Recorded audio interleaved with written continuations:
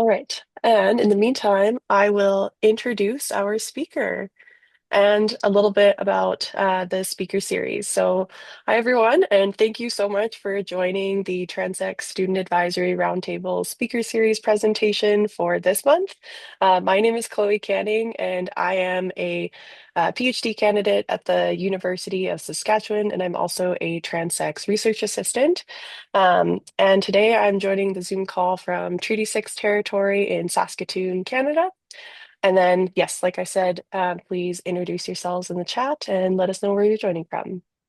And so I'll also just briefly introduce our the speaker series and the speaker today. So the speaker series is really an opportunity to share knowledge, experiences, and ongoing work in transdisciplinary research from around the world.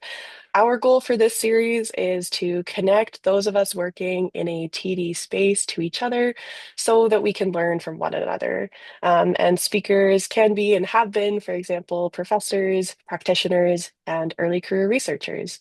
And today, I'm really excited to introduce our speaker, Erik Aschenbrand. So Erik is a professor of international nature conservation and UNESCO Biosphere Reserves at Eberswalde University for Sustainable Development. Erik has extensive experience in the management of protective areas.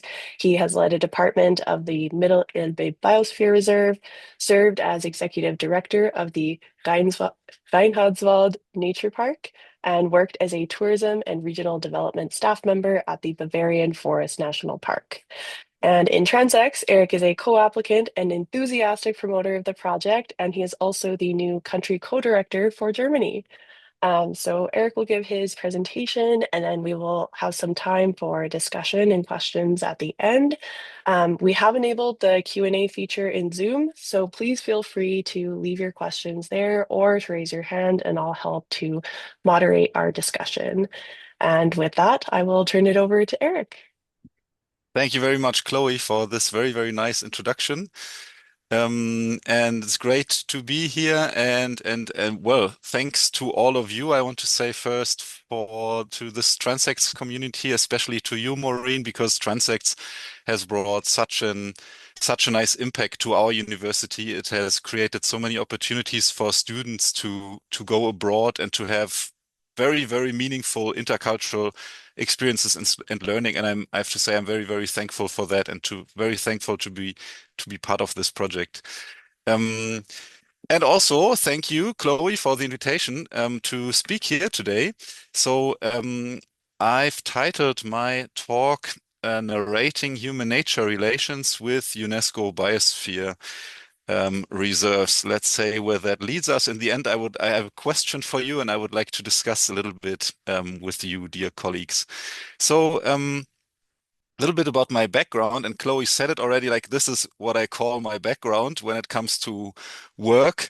This is the Elbe River Landscape Biosphere Reserve in Germany, and this is the Elbe River itself during summer at relatively low water levels, but normal for summer. You can see the sandbanks being exposed. If we had here, we have actually low water, like the water regime is such that in summer and autumn you have low water levels, and then in winter we have winter floods and spring floods, and then all of the floodplain that you would see to the left here would be underwater in a normal spring flood. And the Elbe River is also considered to be among the most, like the three largest German rivers, the Rhine, the Danube, and the Elbe, the third largest. Among these three large rivers, it is considered to be the most natural one that has least, let's say, engineering effect on the landscape. I want to show you the map of the river here, so you can see the Elbe River.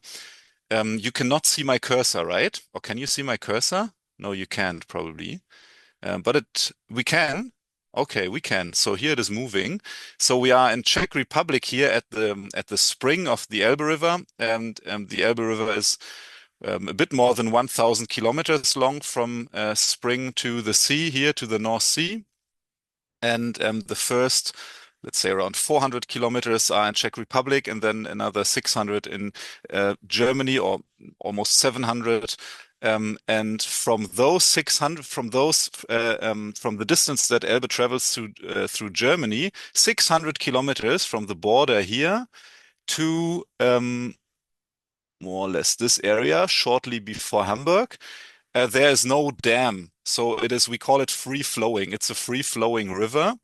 And that's quite unique as well in the German context because many of our rivers have been dammed for hydropower, but also for a range of other purposes.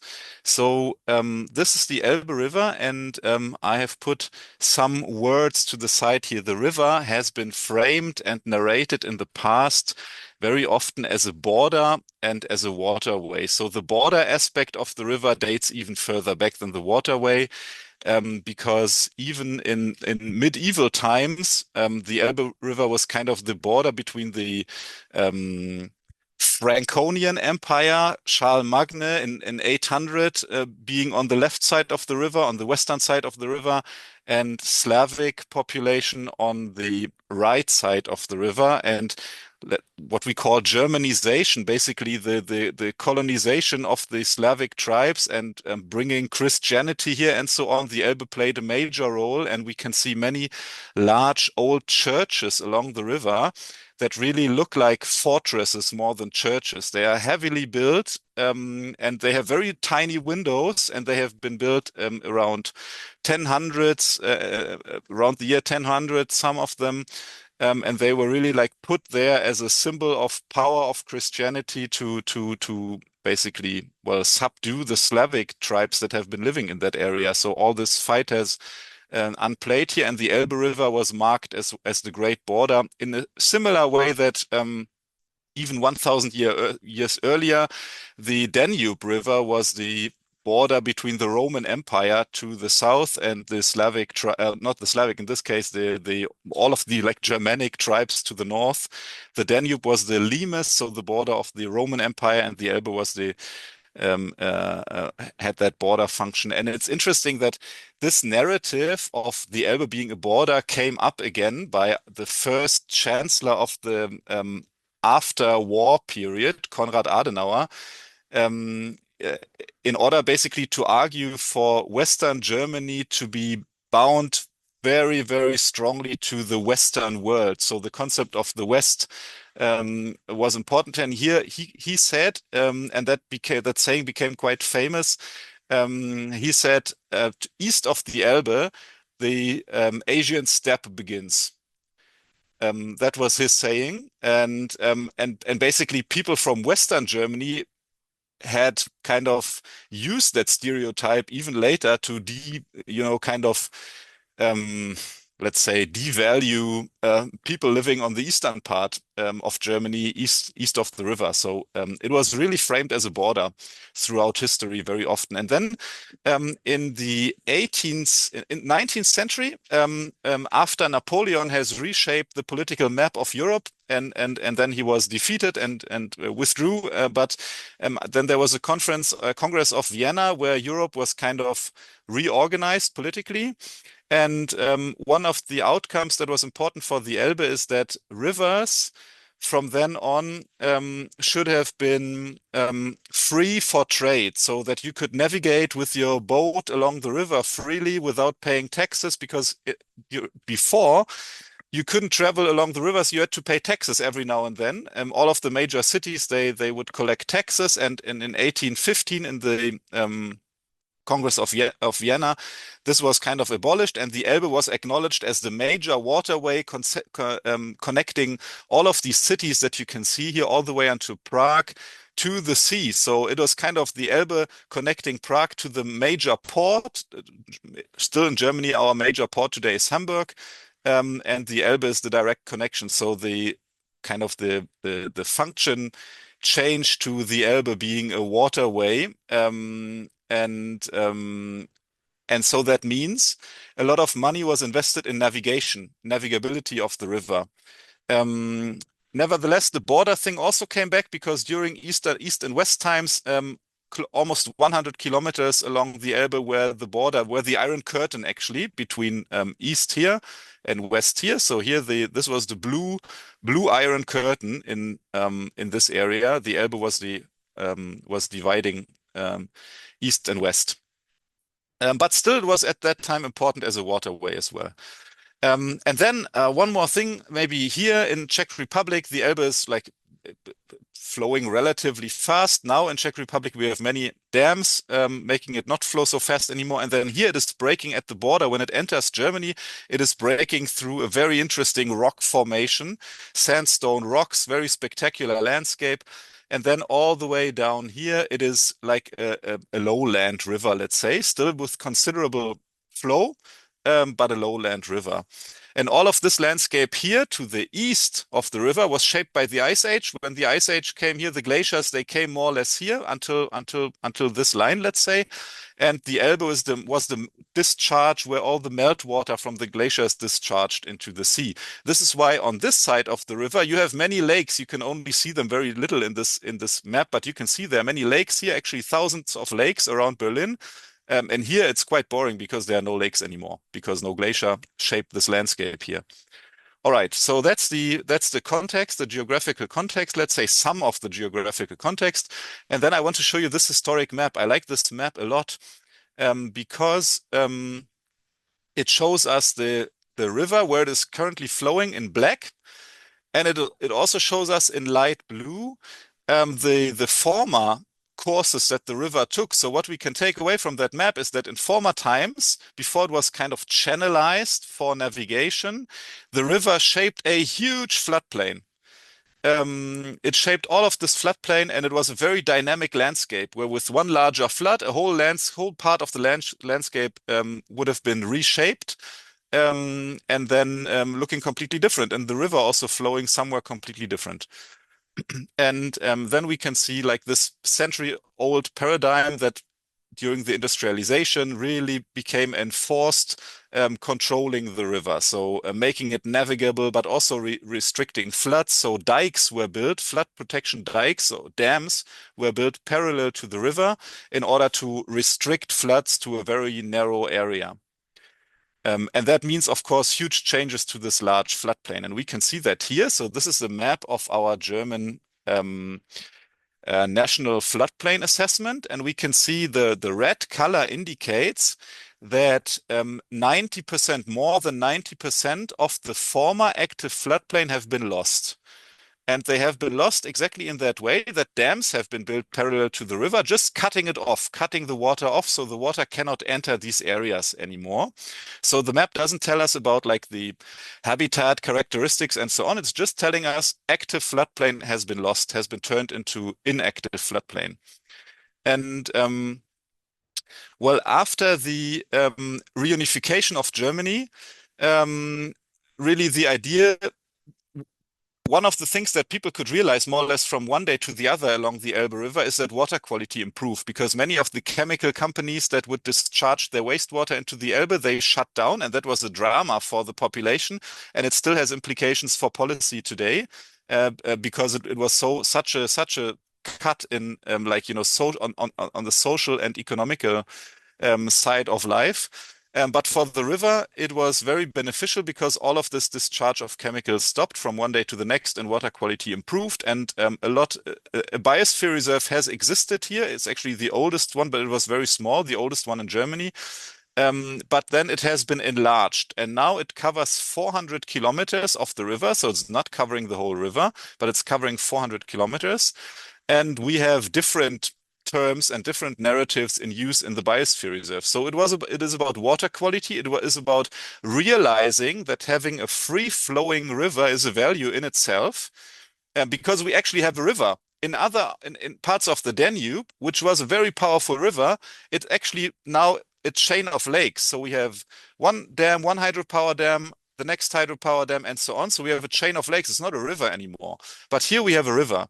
And we had some remaining floodplain forests. So floodplain ecology, floodplain forests became a major focus, and preserving them and restoring them was kind of climbing up on the agenda, and not replacing the river as a waterway, but the aspect of the river as a border had been kind of lost. And the river as a waterway is still present, but now we have let's say, narratives that are competing with each other. River as a lifeline, river as the veins of a landscape, river as a connecting feature, talking about especially ecological connections, but also because here we have frequent floods. So thinking about giving more room again to the river as a potential nature-based solution to floods as well as droughts. Because if we preserve and if we restore floodplain forests, they help us to, like swamps, to maintain the water for periods when we need it most during droughts, but also for taking in the water when we have floods. So the Biosphere Reserve in this case is kind of writing a counter narrative to how we can look at our rivers.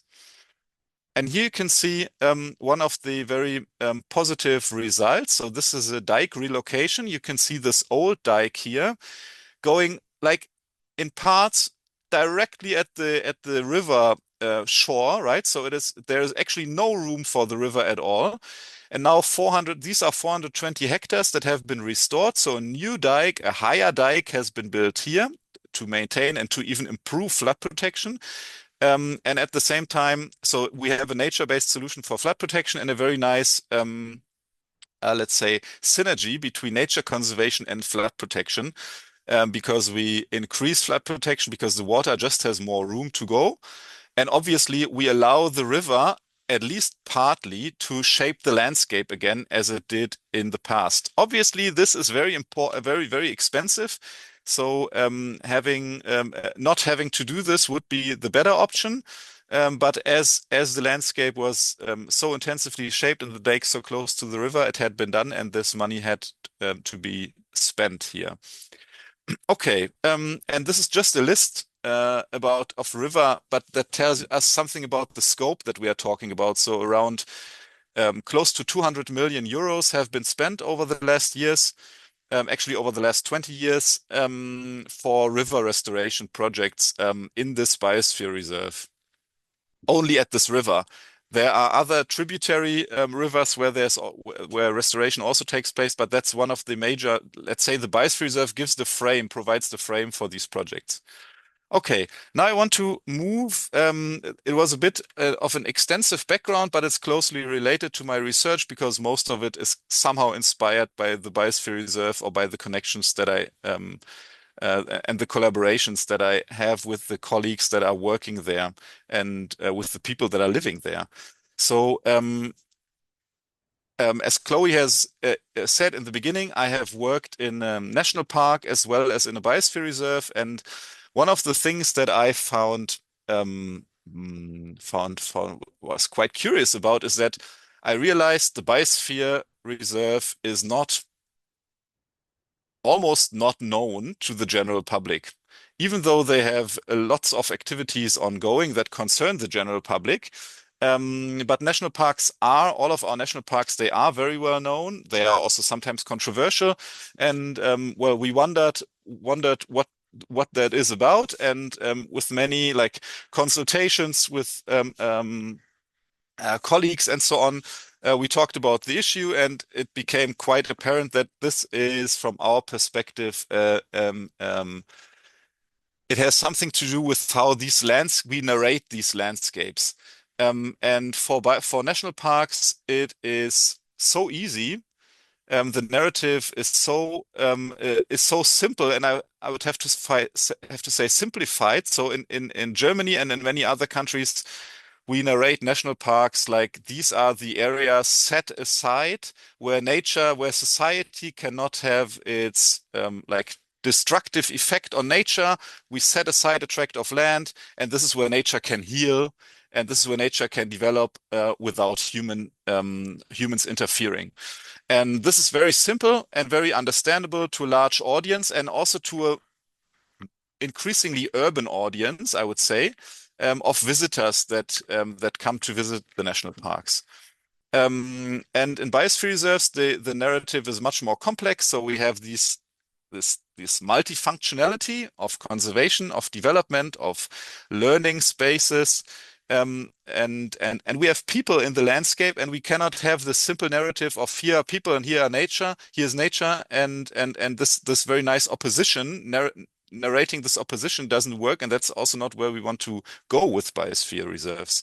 And so what we did here, basically, the graphic is just we searched for an indicator that could tell us something about how well-known biosphere reserves are, and maybe it's a poor indicator, whatever. We looked for social media prominence, let's say, of the national parks and biosphere reserves in Germany. And what we found is that at this time in 2021, for both categories, Facebook was the social media channel where they had most followers, and so we just counted their followers, and we saw the picture that in national parks we see much more followers. And this is not saying that biospheres should necessarily do go into social media and do everything to promote their followership. That's not what we are saying. Social media are not social at all, and everybody should stay away from it. But we were just looking basically at what was there. And this was the picture that we got. And our explanation is the one that I gave you before. It's a simple and very easy and understandable and kind of romantic narrative and perspective on nature, and people buy that, and it works in terms of communication. But it's also oversimplified. And now I want to explore a little bit why it works. And this is another paper that I just briefly want to introduce to you. So the title of it is How Urbanization is Shifting the Context of Nature Experiences from Economic to Recreational. What is the idea about that? The idea is that with urbanization, it basically means more people if we have urbanization, that means more people live in urban areas than in rural areas. However, these are classified in national statistics, um, and um, and and um, um, and that has major implications, obviously, for relation to nature. And then I looked at literature about the so-called extinction of experience. So there's a lot of literature about the extinction of experience, saying that um, analog, let's say, to the extinction of species, we see an extinction of experience of nature. People don't experience nature so much anymore, and this creates basically two problems. Why is it problematic at all?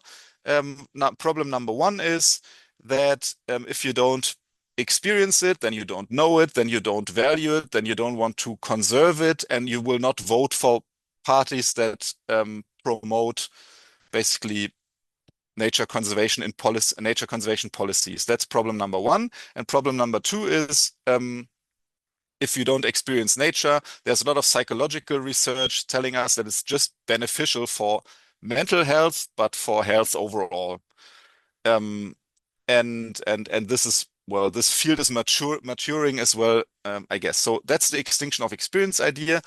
And now the idea here was that to combine this literature with another sort of literature, and there's another literature that is looking at a bit more in depth at experiences of nature and how we can basically talk about this phenomenon a bit more fine-grained, not just saying, okay, experience of nature is declining, but what type of experiences of nature are there actually?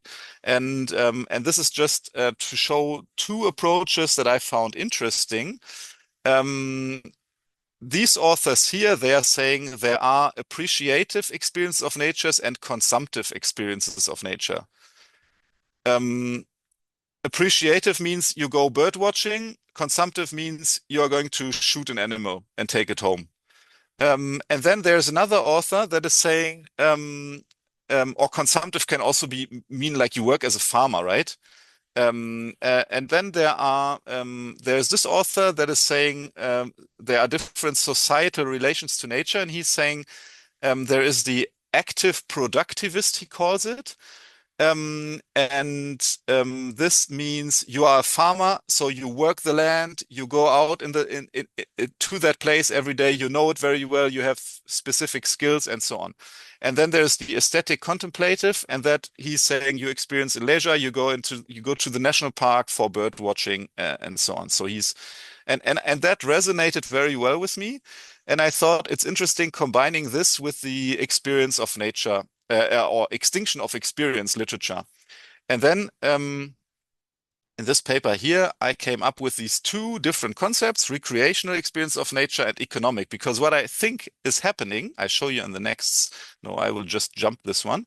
I will show you on this next slide, is that we see with urbanization, very clearly, we see a decrease in the experience of nature overall. So this is the background in gray here. We have urbanization and we have decreasing experience of nature.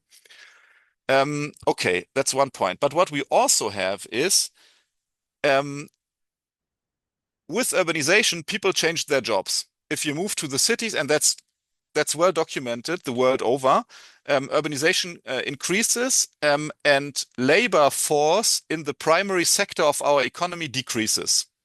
And these are global data. So less and less people work in agriculture, to put it very simple. But that means there's a shift in the experience of nature. So the green one is most important to me, the green arrow here. Within, it is saying that within the decreasing experience of nature, the overall, let's imagine an overall amount of experiences of nature that people on this planet have every day. Within this amount, an increasing share is in a recreational context. So it means going out into the next park, maybe visiting a national park, maybe kayaking somewhere. This is increasing, and what is decreasing is what I called here, and maybe like maybe was not the best wording maybe that I choose here, but I called it economic experience of nature, and they are purpose oriented. So I go out because I harvest something, I go out because I hunt something, I go out because this is my work. I make my living with that. And this is decreasing just because less and less people are working in the primary sector of our economy. And now what are the consequences of this? I argue that the consequence is that our skills related to nature decrease. Like fewer people have specific skills related to nature. But the thing is, I would argue that we need, based on growing skills, you build a relation. If you just visit a national park, you don't build a relation. You build a relation if you work continuously on something, and that means you are growing your skills. And I would argue that just based out of the global data that we can see, these types of experience, they are decreasing. We still have them within this recreational context. Obviously, there are specific hobbies and specific, let's say, contexts in which people today also acquire extensive skills in relation to nature. Completely understandable, like take alpinism or take like very advanced kayakers or take fishermen who, there's urban gardening, whatever. There's a variety of hobbies actually where you develop skills, but the larger share is more based on stereotypical consumption and ideas of nature. And this, relates back to that shift in awareness about these different protected area categories, because those that can address these stereotypical ideas, that can provide these stereotypical experiences, are the ones that basically get the attention. Okay, and now transferring a second, I need to shift the slides. We've looked at, together with some colleagues, we looked at biosphere reserves, at actually 9 biosphere reserves in this case, in Sweden, Germany, and Italy. And we looked at how do they narrate themselves, like how do they present themselves? Our result was that they promote what we called here rurality narratives. So they try to describe themselves as places where there is a certain harmony between nature and culture. Um, on the culture side, we mostly see and we looked at images, at videos, at did interviews, conducted interviews, and so on. So they were placing to the fore, they were showcasing traditional land uses, regional products coming from these traditional land uses, and cultural traditions, very often presented in quite a stereotypical way, including traditional costumes and so on. And nature, we would distinguish three types in the way that nature was presented, and we call it wild nature, beautiful. And here's a typo, sorry for that. It made it all the way through peer review. And rare nature. So wild nature means biosphere reserves, and Elbe River is a best case example for that. They promote them rewilding parts of the landscape to make the river wilder again, but they are very careful to avoid the word and the concept wilderness. They will never self-describe as wilderness, as we see national parks do. They will always like say that certain aspects of the landscape can be wild, and that these can also be like narrated as character building features of the biosphere reserve. Beautiful nature is very stereotypical, like great mountains, nice clear lakes, and all of these things that we know from tourism advertisement. And rare nature, there is quite a strong focus on, we call that red list landscapes, so rare species being promoted. And we use this yin and yang style thing here because we thought, actually, because we thought it was funny, but mostly because we thought it fitted quite well, because this yin and yang motif is quite stereotypical also, um, um, how it is often used. And we thought that these self-descriptions of many biosphere reserves, they were also quite resembling tourism marketing stereotypes. And what we didn't see in them, that's why we put these icons and these topics here with these back bouncing arrows. We would have expected, let's say, if we look at the concept of model regions, of learning sites for sustainable development, we would have expected, let's say, topics like renewable energy infrastructure, digitalization, technology, like all of these aspects are not promoted in the biosphere reserves that we have looked at. Also, this aspect of sub or countercultures as let's say, you know, mm, habitats that support sub or countercultures can also be obviously very important for social developments. But in most of the biosphere reserves, we saw focus on a different vision of culture that was very tradition oriented. So we call them underrepresented or entirely missing components that we could have expected looking at the concept. But then looking back at what I tried to, well, say before, we can also easily explain why the narrative looks the way it looks. Okay, so from here, I want to take us straight into a discussion about narratives, changing narratives, and also narratives that you find inspiring for, well, narrating human-nature relations. And I just want to give this as a starter for a discussion. So I found it very interesting to see that in the global biodiversity framework, we have that the vision statement says living in harmony with nature. So living in harmony with nature is the vision of the Kunming-Montreal Global Biodiversity Framework. And this is kind of a broader UN thing, because since 2009, there is this program on living in harmony with nature. And now this concept has made it into the vision statement of the Global Biodiversity Framework. And obviously, not just since the Hangzhou Strategic Action Plan, it is also part of the biosphere of the UNESCO map program of the biosphere reserves. Overall vision statement, where it is also here, you can see it, living in harmony with nature is in here. So I want to ask you, or put to the discussion. I would like to know your perspective on this vision statement, living in harmony with nature, because and why did I choose that?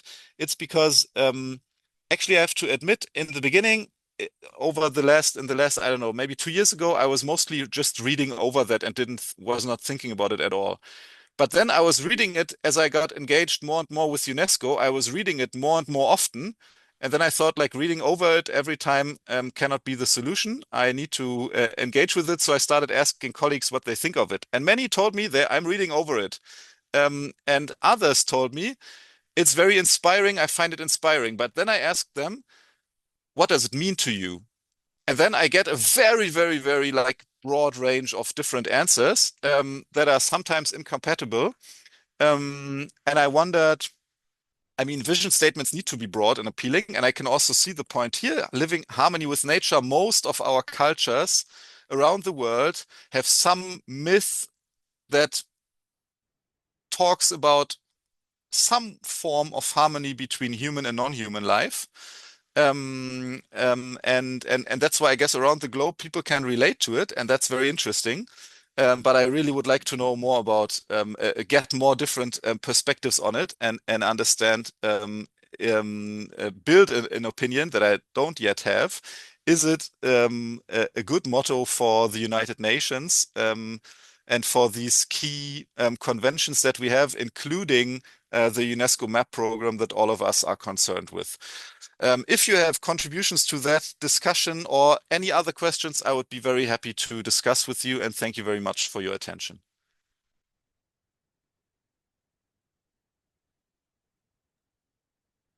Awesome. Thank you so much, Erik.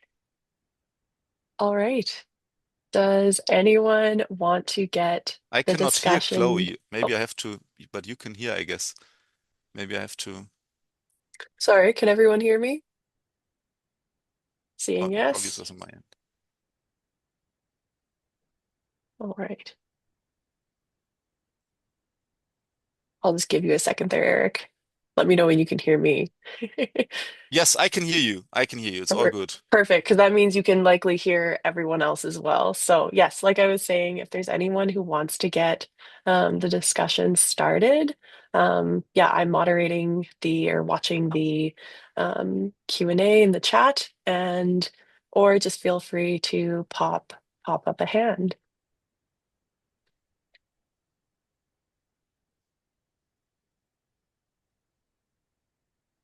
It's a really big question that you're kind of asking to discuss here, right?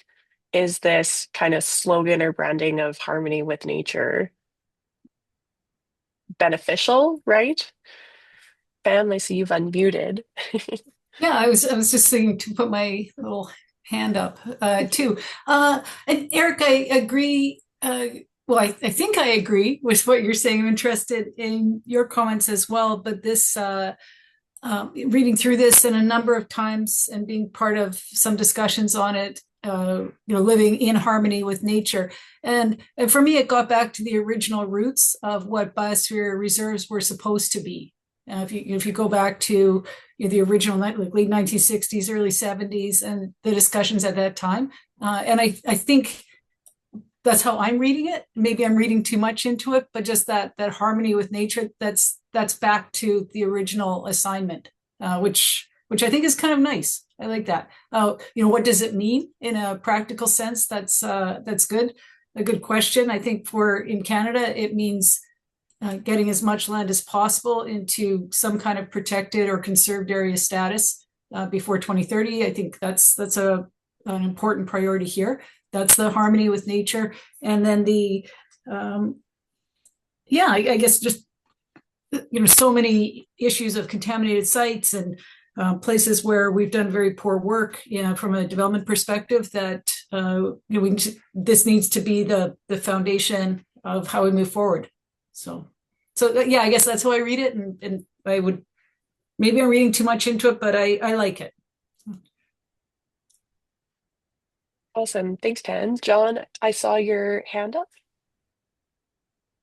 Yeah. So I guess I had this conversation yesterday when Carolyn came to visit, and we sort of talked about it that it seems to be like a threat to the local like farmers, rural people when you're bringing in a vision like this, harmony with nature, when they're already doing it, uh, or they think they're doing it, and it's almost like they feel exploited that somebody's telling them that they should be living in harmony. But these same farmers or local rural people will go to another country and exploit for overpopulated place. They'll go to rural, like to Mexico or in another country, or even like to go to Germany and enjoy something that's totally different than Canada. And it it's almost like you're exploited, but they do not want to be exploited in their backyard of people coming to enjoy nature. And it's what you're saying that most of the population's from the cities, and they want to come to the farmer's backyard to enjoy it. And how do you, um, I guess, have that balance of when is it exploiting and when is it uh, recognizing the farmers or the rural people for protecting those areas just by doing what they're doing, making a living on the land. So it's quite an interesting subject, and I think it's one that needs more study. Thank you, John. Kate? Yeah, first of all, I would say, this presentation has been really interesting in terms of like how the biosphere regions are showcasing themselves outward to the public, because that's something that we have been chatting a lot about in Canada. And something else that we use in Canada is kind of the tagline variations of, but the tagline of people and nature in balance.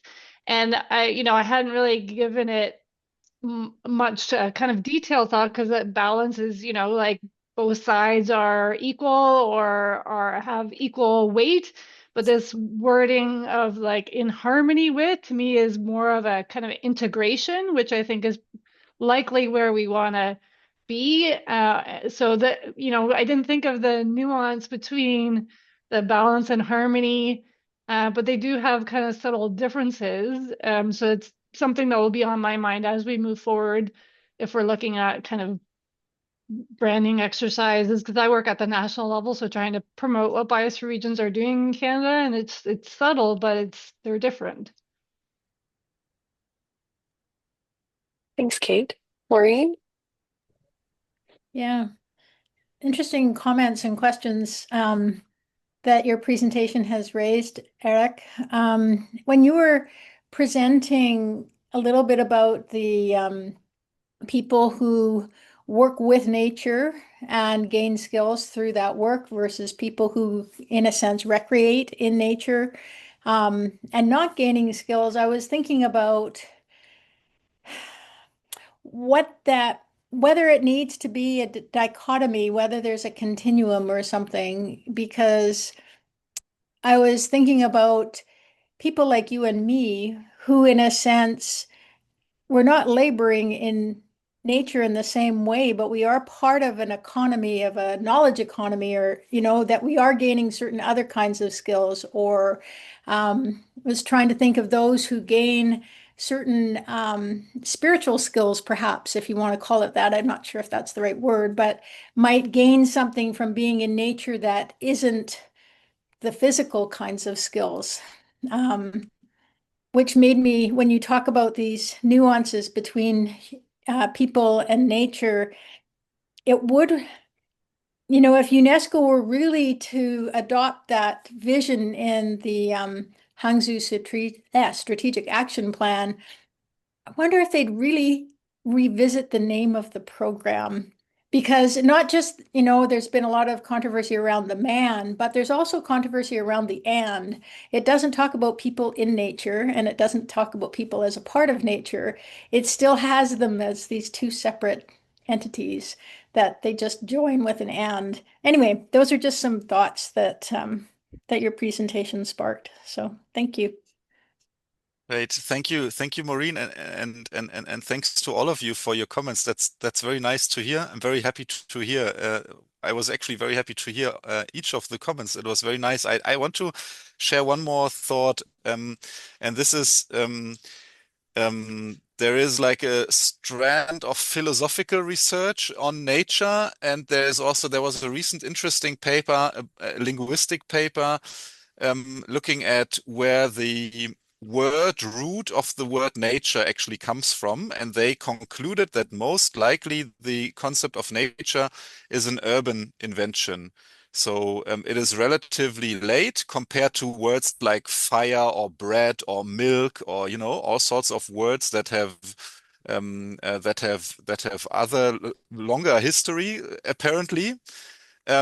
So and I just want to stress this, what you just said, Maureen, man, like this and the question then arises whether the concept of nature serves us a good purpose or not, and whether because also when we look at these this whole experience of nature thing, when I was thinking about this dichotomy and about this how I call it economic experience, I thought in most cases, when I talk to people that still live that today, that work in their everyday life with, like, their nature is almost never an important concept.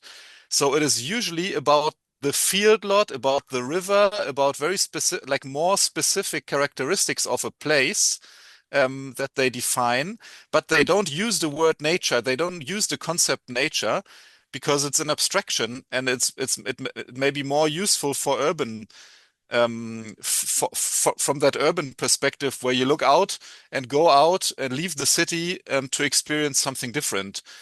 So I wonder if at all this concept of nature serves us a good purpose. But I also have absolutely no idea of how we could replace it, because obviously it is a core part of at least Western thought, this dichotomy of culture and nature. But I wonder if it's the right vocabulary that we want to use, or if there wouldn't be another vocabulary that we could use. But obviously our CBD and all of our official UNESCO documents, they stress it very much. So here it's all about nature. And I'm very much looking forward to hear John's comment. Yeah, go ahead, John. Yeah, it's almost like nature. Like when you think of nature, you think of the national parks, that you're going to a park to experience nature. And it seems like if you pay for it, it's nature. But if you want to experience it, it's free. Like to go into, the rural landscape, you're not paying for it. So there's a value to nature. Depends how you look at it, I guess. Mm.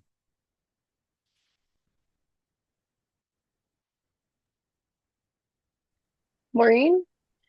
Yeah, just noting that there are some interesting comments in the chat that I don't know if you can see. So if you want to take a look and read them out loud. Yeah, no, I was just gonna draw attention to those. But there's been some interesting thoughts. So things like empowering, how harmony can be empowering the ecosystem, or that's another lens to look at it. But then Matsubane also talked a little bit about eco-anarchism, right? And taking a less optimistic approach. I don't know if either of you guys want to speak to that at all, but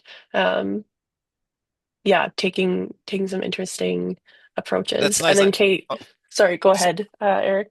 sorry, Chloe. Sorry for interrupting. I was just thrilled by this comment from Matsobane, and I wanted to understand more about this criticism. If I understand the comment correctly, it's you have an approach that is criticizing this harmony with nature narrative for subverting nature to meet our needs. Is that understood correctly? Yes, sorry. Let me get my camera on. Yeah. So, hi. So I've recently read about eco-anarchism, and from what I understand from what I read, is that so essentially I think this is the direction we're trying to take with conservation. We're trying to dismantle this kind of hierarchy we've built where humans are more superior to nature, just neglecting the fact that we are part of nature. Yeah. And when we're talking about living in harmony with nature, I do see that coming through because we as human beings are kind of putting ourselves on a pedestal and trying to exert some kind of power onto nature. But I think it would be the other way around, where we are trying as human beings to live in nature and find our own position in nature and the role we can play in nature and not try to be like this external force that is trying to like put a hand, to orchestrate what happens in nature because nature in itself is already in harmony. And if we were to level the playing field and not try and give ourselves this power, then we'd actually be able to live in nature.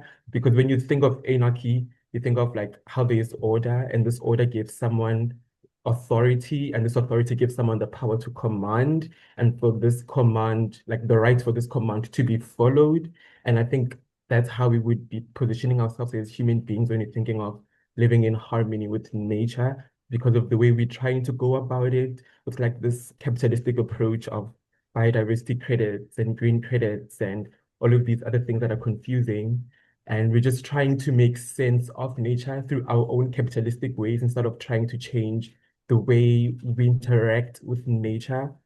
I'm not sure if I'm making sense, but in essence, I think indigenous peoples and local communities have it right, or at least more right than we do, because they've already clocked the fact that we are in harmony with nature and we are living in nature, and we shouldn't try to orchestrate from the outside, but try and find our position inside and try to find our role inside the natural environment.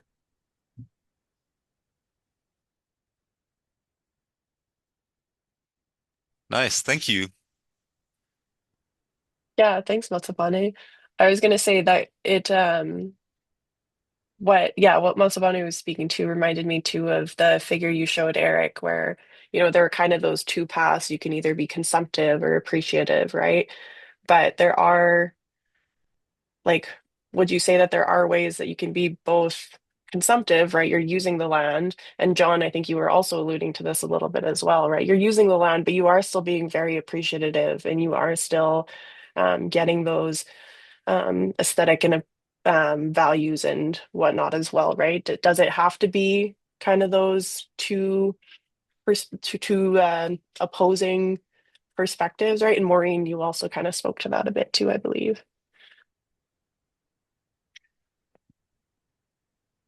Yeah. I mean, I think like what Maureen said about, I mean, we are as people working from the desk basically, but still um, building up skills, we hope, when like interacting with what we call nature.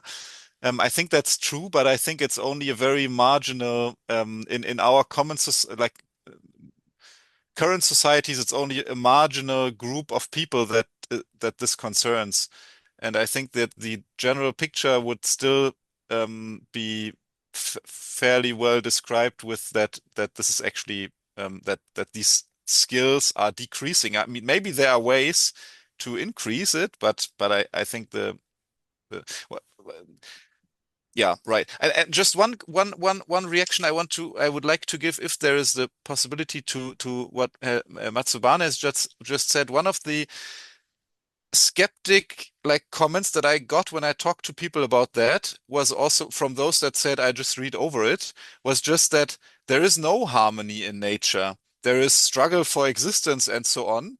And how can we now say like so these people would rather say something like it's naive. It's a naive vision.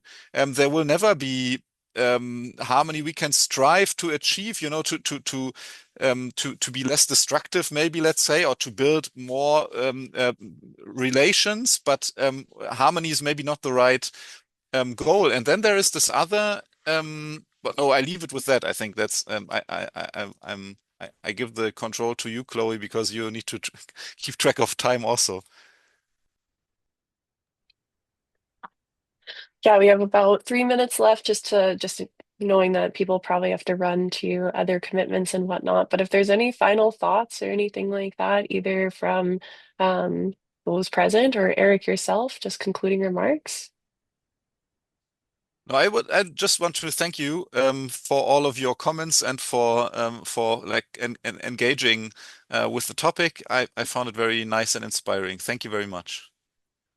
Awesome, sweet. Well, thank you so much, Erik, for this presentation and for this discussion. And I invite everyone to join me in giving a round of applause, either through Zoom or if you have your video on with your hands. And yeah, just thank you everyone for joining the speaker series for today. And yeah, please look out for more speaker series invitations in the coming months. We will take a break in December. So please enjoy the December season, and we will be back in January. So thank you so much, everyone. Thank Cheers. you.